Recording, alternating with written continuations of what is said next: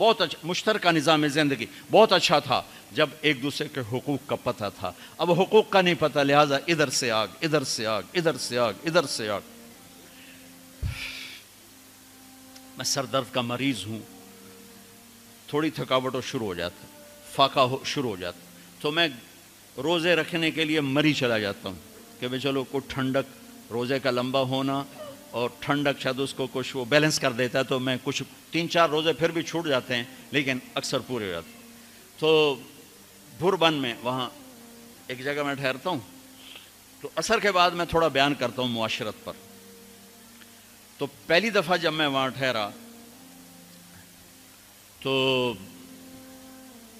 8ویں دن امام مسجد کی بیوی آئی ہمارے پاس، میری بیگم کے پاس، کہ جی بیگم صاحب میں نے آپ کا اور مولانا کا شکریہ ادا کرنا ہے کہ آج میری زندگی کا پہلا ہفتہ ہے میرے خامند نے مجھے مارا نہیں. پہلا ہفتہ امام مسجد، امام مصلی پہ کھڑے ہونے والا، کہا پہلا زندگی کا ہفتہ ہے میرے خامند نے مجھے مارا نہیں، ورنہ میری ہر دوسرے دن پٹائی ہوتی تھی. اور 10ویں دن امام صاحب خود آ گئے، کہا مولانا صاحب ہمیں پتہ ہی نہیں تھا زندگی کیسے گزار، ہمارے جو ماحول میں تھا ہم وہی کر رہے تھے. کہ میرے بہنوئی نے میری بہن کی ایک دفعہ ٹانگ توڑی، ایک دفعہ بازو توڑا، اور عالم دین ہے، عالم دین ہے. ہمیں کسی نے یہ بتایا نہیں تھا، ہم نے زندگی میں پہلی دفعہ یہ باتیں آپ کے منہ سے سنی کہ زندگی کیسے گزار. تو فرحان کی زندگی فتوے سے نہیں چلے گی کہ میں مفتی نعیم کا بیٹا ہوں، یہ تو حسن اخلاق سے چلے گی، میٹھے بول سے چلے گی. میرے نبی حضرت عائشہ کو لقمے بنا کے کھلاتے تھے، کوئی اظہار عشق تھا، اللہ کی قسم اظہار تعلیم تھا، تعلیم تھی. سکھایا کہ زندگی گزارنی کیسے. ان کو آٹا گوندھ کے دیتے تھے، چونکہ ابھی شروع میں ان کو آٹا گوندنا نہیں آتا تھا، تو آٹا گوندھ کے دیتے تھے. اور عرب بڑی بڑی بوٹیاں پکاتے تھے، تو حضرت عائشہ بوٹی اٹھا کے ایسے نوچتیں اور پھر رکھ دیتیں. تو اللہ کے نبی بوٹی اٹھا کر جہاں سے حضرت عائشہ نے نوچا ہوتا تھا وہاں سے نوچ نوچ کے دکھا کے کھاتے تھے. میرے رب کی قسم اظہار یہ ہمیں تعلیم دی ہے کہ زندگی کیسے گزاریں. پھر بڑے بڑے پیالے ہوتے تھے پانی پینے کے، چھوٹے گلاس نہیں، چھوٹا گلاس تو بخل کی نشانی، اب تو اور چھوٹے ہو گئے کہ کپ کو گلاس بنا دیا.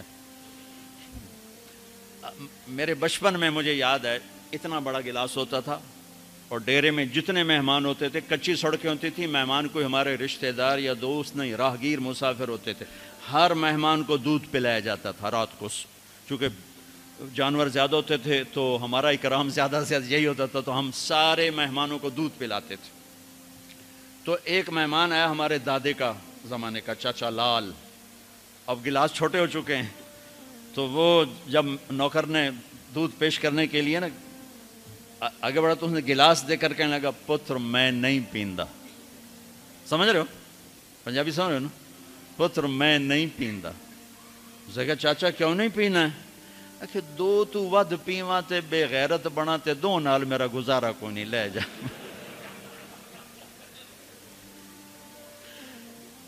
تو بخل کا زمانہ آ گیا، چھوٹی چھوٹی گلاسیں آ گئی. تو بڑے بڑے گلاس ہوتے تھے، تو ہم عائشہ رضی اللہ پانی پی رہے ہیں، رکھ دیا. میرے نبی اٹھا کر جہاں حضرت عائشہ کے ہونٹ لگے ہوتے تھے وہاں ہونٹ رکھ کے پانی پیتے تھے. صرف تعلیم. جس ہستی نے اللہ کو آنکھوں سے دیکھ لیا ہو اس کو کسی چیز کی رغبت ہو سکتی ہے؟ جنت بھول جائے گی جب اللہ اپنا دیدار کرائیں گے اور پھر پردہ پوشی فرمائیں گے تو کہیں گے یا اللہ جنت نہیں چاہیے، تو چاہیے، بس تجھے دیکھتے رہیں، بیٹھے رہیں تصور جانا کیے ہوئے از لذت دیدارش، خسرو چتواں گفتن سر دادن و جان دادن نادیدہ رخ یارے.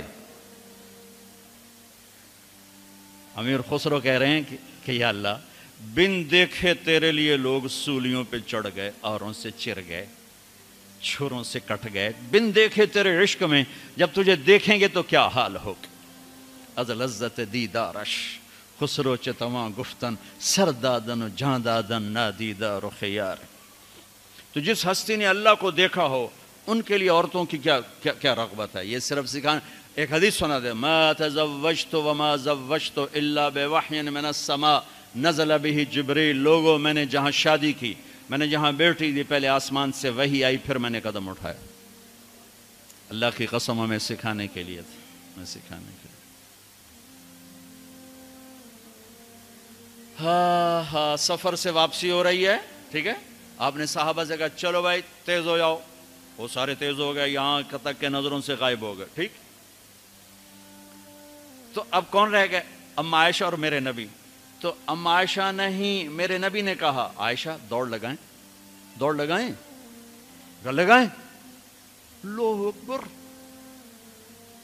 مفتی نعیم کا اتنا بڑا پیٹ، یہ دوڑ لگائے گا بیگم کے ساتھ؟ اور مولا منظور مینگل کا اس سے بھی بڑا ہو گیا، یہ لگائیں گے؟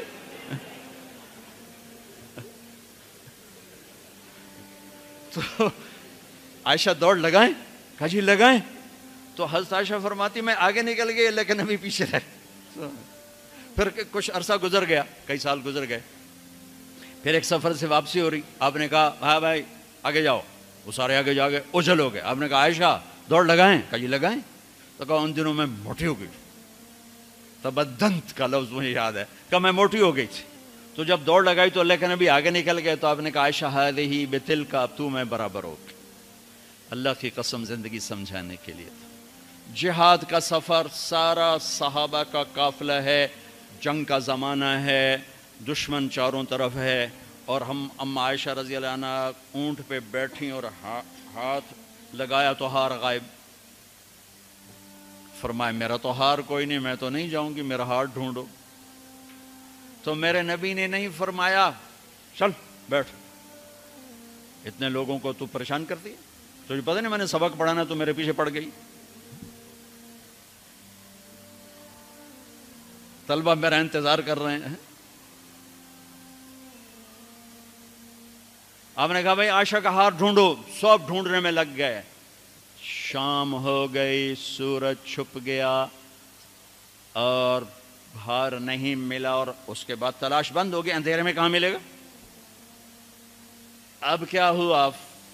پانی رات کو عشاء میں ختم ہو گیا، فجر کی نماز کا وقت داخل ہونے والا ہو گیا، اور پانی کوئی نہیں، تیمم کی آیات نہیں اتریں۔ لوگوں نے ابو بکر کو تانے دینے شروع کہ تیری بیٹی کی وجہ سے اب نماز کا کیا بنے گا۔ ابو بکر غصے میں آئے اما عائشہ کے خیمے میں، تو اللہ کے نبی گود میں سر رکھے سو رہے تھے۔ اب آپ تو باپ تھے، تو آ کر اب بول تو سکتے نہیں، اور چہرے سے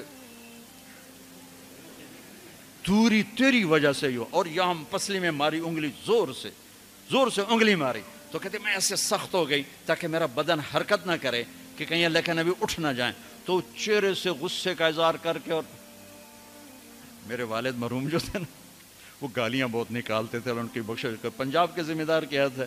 جب میں تبلیغ میں لگ گیا تو اب وہ عادت مجھ سے شرماتے تھے، تو جب میں ہوتا تھا نا تو نوکر کو بلا کر اس کو